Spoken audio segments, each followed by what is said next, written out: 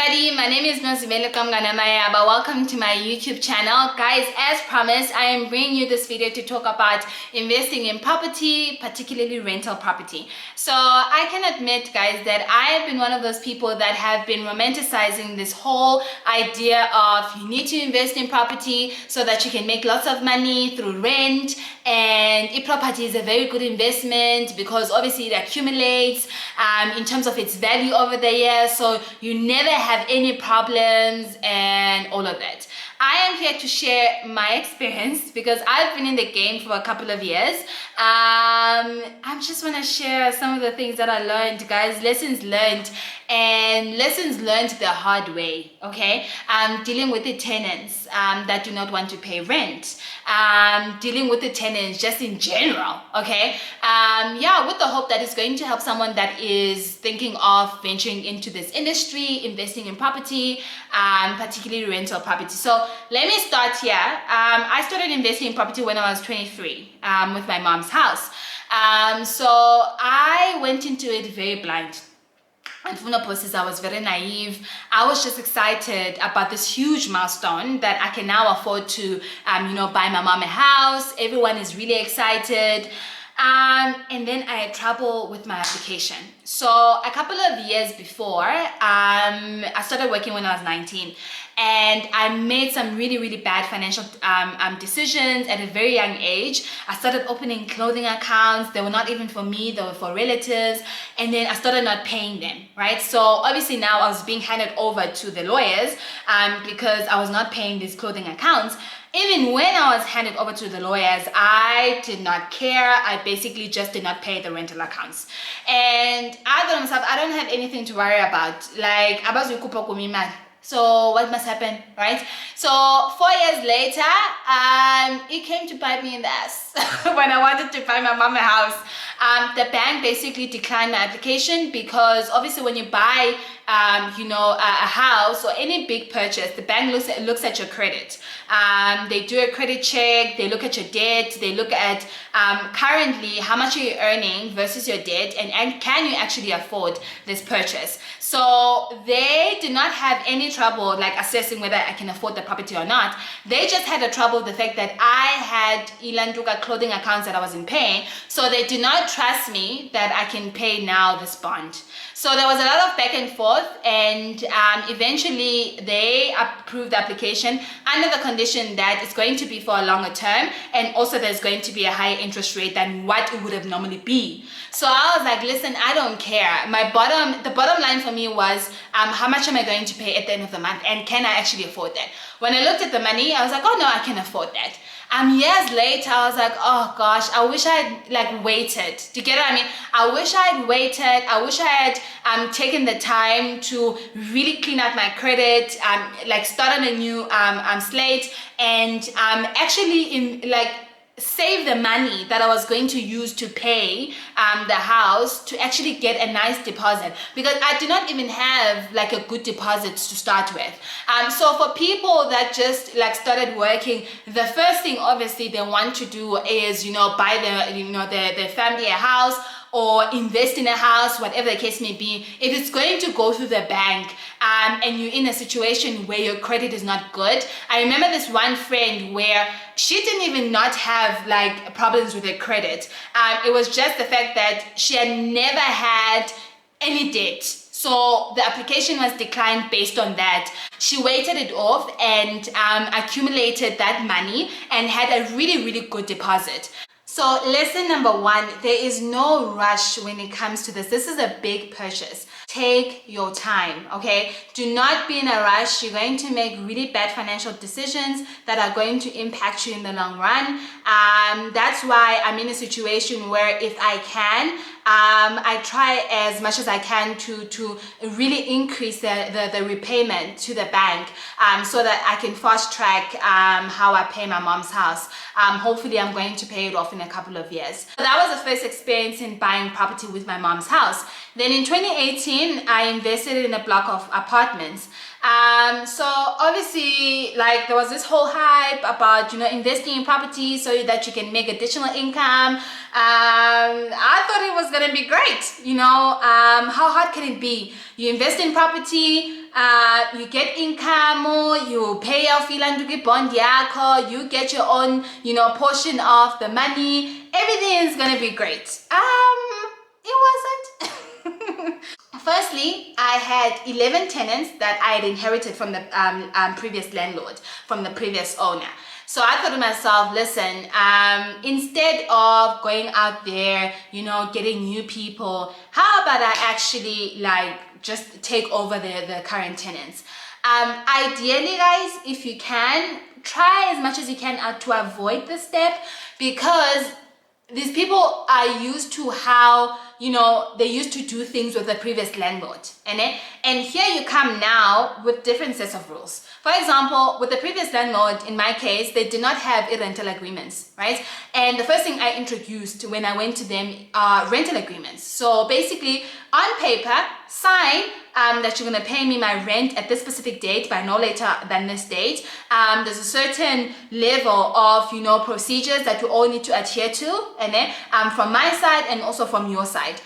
They didn't like that because it's something that they were not used to. I wanted to increase ilanduga irenti. I also wanted to incorporate ilanduga the water utility bill into their rent. Now that is something that they totally were against. And it became a problem because now that means I have to foot the bill, right? And it went to a situation now that at least I was fortunate enough that I was breaking even, so I was not really making money, but I was able to pay off my bond and I was able to pay the rates and the water utility bill.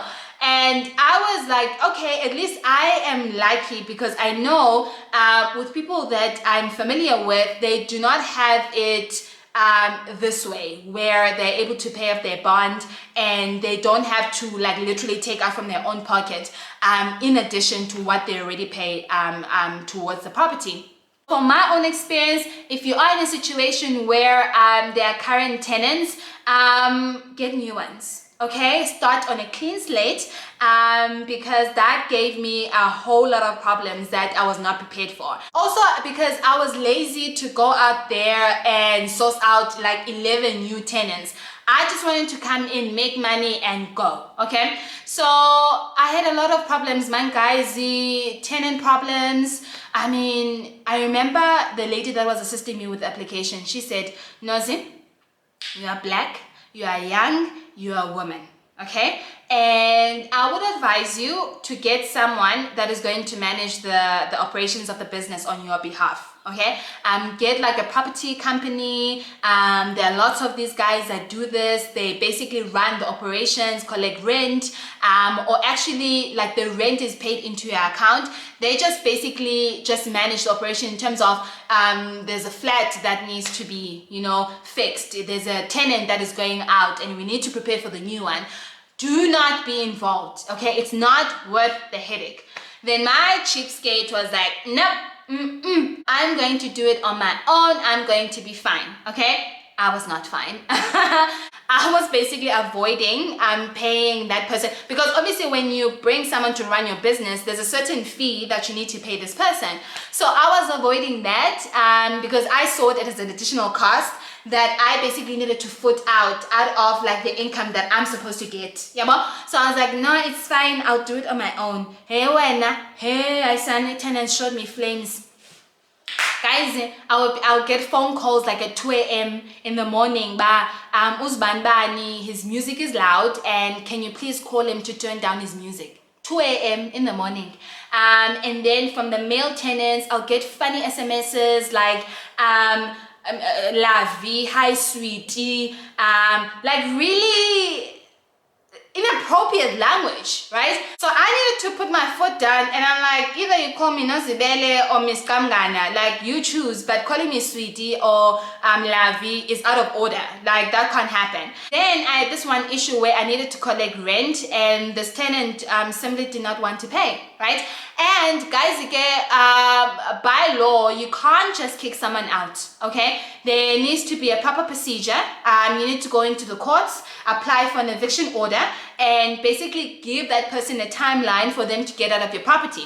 So those were some of the challenges that I experienced, guys, and still experience. So if you want to invest in property, the number one lesson learned from my side was Be prepared to lose money and afford to lose money. And then, so you want to invest in property, ne? And then you look at your statement, you're like, no, definitely the bank will approve me. And then, and when I get in your mind, you think to yourself, let's say the property that you're investing on, you're going to pay 10,000 Rand to the bank every month. Into it, guys, that you're going to pay 10,000 Rand to the bank, and but you're going to get it back and more. But what if the tenants do not pay? As I've told you, I've been in situations where the tenants do not pay, but then at the end of the day, ibanga yona wants their money.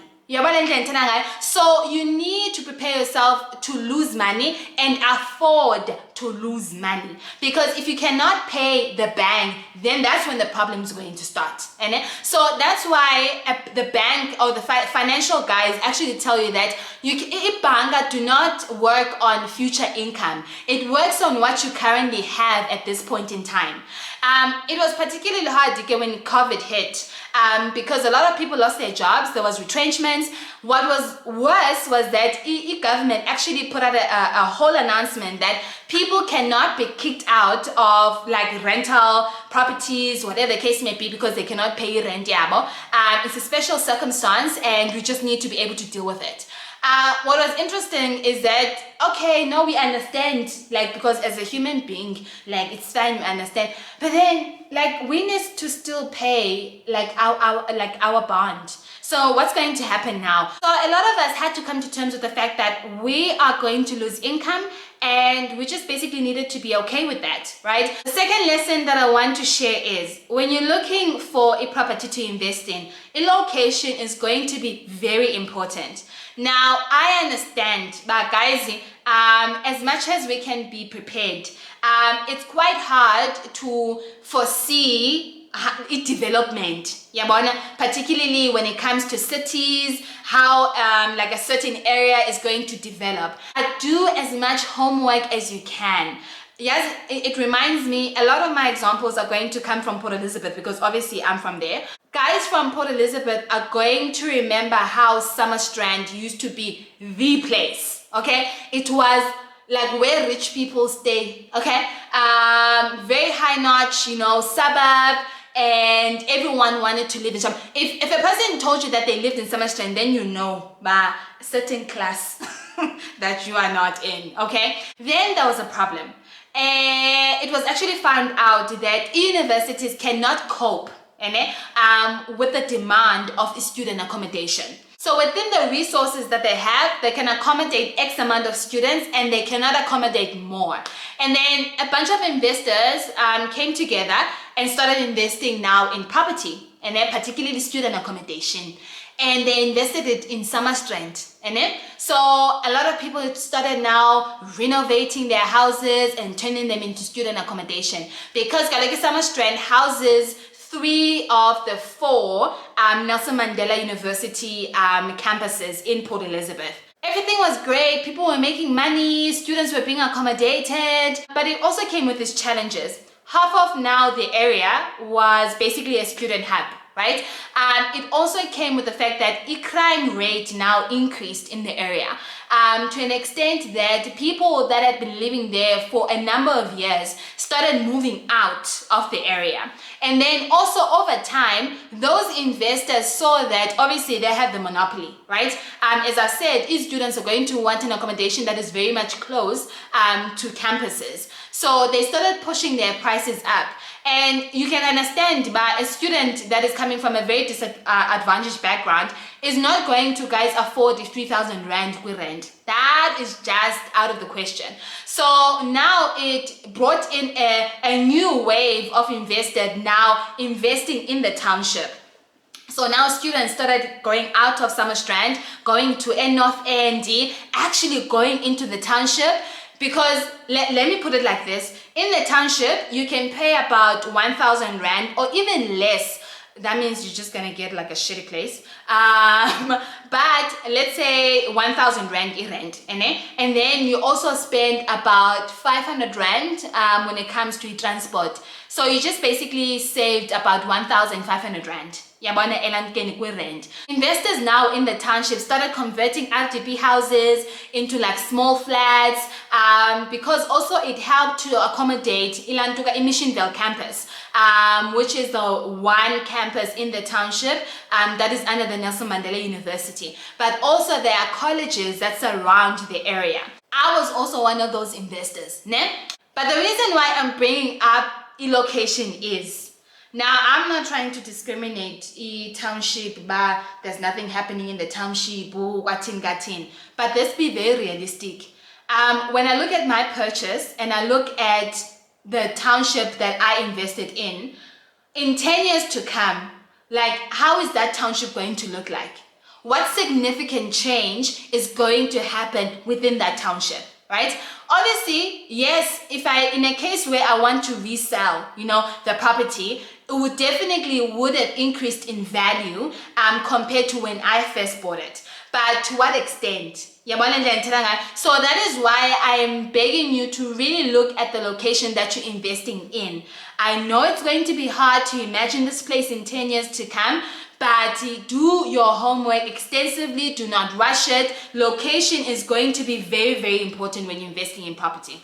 And another thing with location is that now we are in a situation in the township that every second house is like either a student accommodation or like a rental property, ne? And the challenge with that is now it has become very much overpopulated, that literally my tenant can get out of my property and go to next door. Like, honestly. And it's so bad that even if you want to increase your rental income, you continuously need to think about what is the market offering, because you can't increase it above what anyone else is offering, because as I said, anyone can get out of your property and go to the next. And guys, please don't think about, oh no, but now I am offering Wi-Fi, I'm offering this and that. Those guys can get out of your property. They don't care about Wi-Fi and stuff like that. I'm talking from experience, because I've also thought about, my service offering, what I would like to offer, different things, and stuff like that. But then I got to a point, I was like, no guys, it's not worth it. No, son, it's not worth it, because you are just going to waste your money, that is why location is going to be very important. Now, going to lesson number 3, learning from me. Do not run the business on your own. It's just not worth it, okay? When I just handle the finance part of it, there's something that needs to be fixed, rent has been paid, and all of that. But being hands-on, it's really not worth your time, okay? Find someone that you're going to pay 10% of the rental income, 20%. There are companies that specialize in this type of thing. Now, let's talk about the tenant agreement. Guys, please, I advise you, I please you, do not overlook a tenant agreement. Everyone that comes in to rent your property, they need to sign a tenant agreement, because it's going to protect you in terms of some of the challenges that you will experience.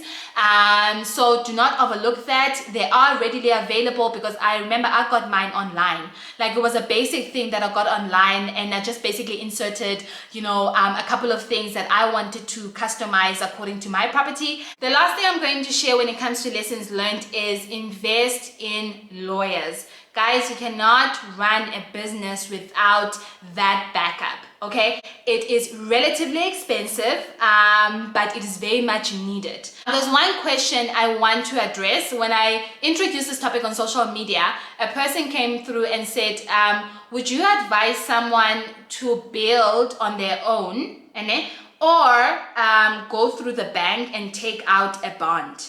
So there's pros and cons with everything. One, a bond is long term, 15 years, 20 years, 25 years, and it accumulates interest and all of those things. So that's one. And then let's talk about taking out a personal loan to fund now this business. That's another thing that you can consider. It's just that from what I understand and from my own personal experience, personal loans have a higher interest rate. But into endithandayo is that they are not that long term. But also it depends on how much do you loan from the bank. Builder, guys, is very expensive. Like also, let me make a practical example. Esride in Port Elizabeth, one of the townships, you can probably get like an RDP house for 250,000, right? It's simple RDP house, 2-bedroom, like one open plan, kitchen and the lounge, because that's what the previous owner of my own apartments did.